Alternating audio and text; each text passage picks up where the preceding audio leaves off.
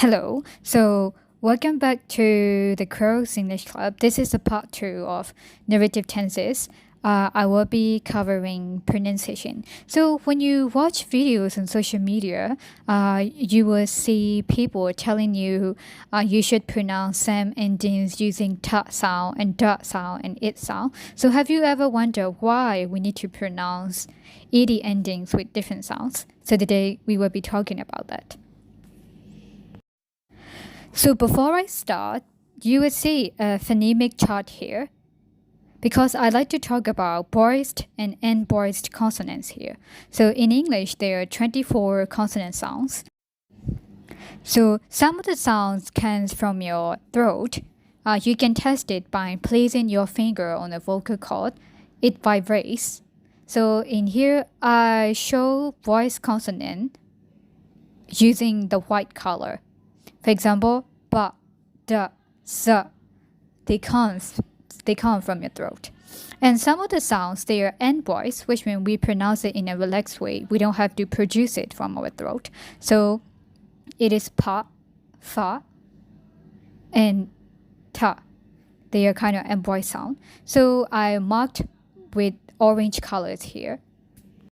So before you learn about the different ending sounds in past simple, you need to be familiar with voiced and unvoiced consonant first. So I usually memorize using pairs like pa, ba, sa, sa, fa, fa, and ta, da. I usually memorize like that. So when unvoiced consonant is followed by ed sound, we usually pronounce ta sound. For example, sparked. Because it would be uncomfortable to go from unvoiced to voiced, right? So we just changed ed sounds to t sound so that we can pronounce it smoothly. So we pronounce like sparked and stopped.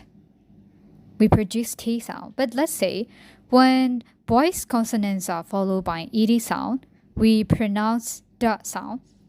For example, stayed. A is a vowel sound, voice, right? So we produce D sound because it's easier to go from voice to voice.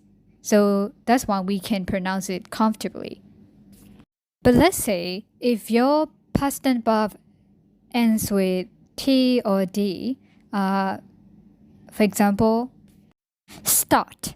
We don't say like start because if we produce T, ta or da sound, it would be impossible for the listener to know whether we are pronouncing present tense verb or past tense verb. So in that kind of case, we add extra sound, which is it. So we pronounce like started, it, started. It is vowel sound, right? So it is voice. So we follow up with da sound, voice sound. So in English, although there are lots of pronunciation rules, all of them are just about making speech more comfortably and pronouncing the words easily.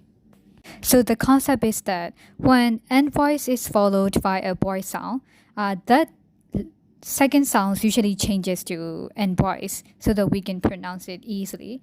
And the same things go with when voiced consonant is followed by a voice sound, it was still voiced. So you have to know the process behind the ending sounds before you memorize which consonants should be pronounced with ta sound or da sound.